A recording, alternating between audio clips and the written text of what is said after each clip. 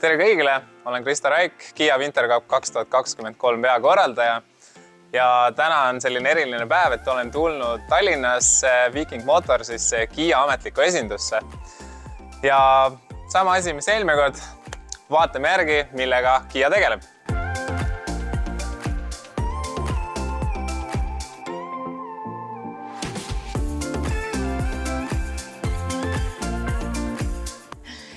Oleme jõudnud Kiia Ülemiste salongi. Kiial on kokku 12 erinevat salongi üle Eesti, 2 salongi Tallinnas, 1 Haapsalus, Pärnus, Kuressaares, Viljandis, Valgas, Võrus, Tartus, Rakveres, Jõhvis ja Narvas.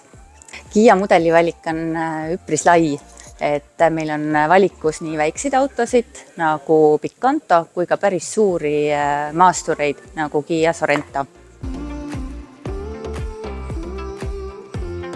Ka mootorivalik on meil üpris lai, leidub nii sisepõlemismootoritega autosid, kerghübriide, hübriide, pistikhübriide kui ka elektriautosid. Kiia on 3. enim müüdud automark Eestis ja sellel aastal on registreeritud umbes 1600 uut sõiduautot. Sportage on kõige populaarsem Kiia mudel ja seda on registreeritud umbes 630 autot sellel aastal.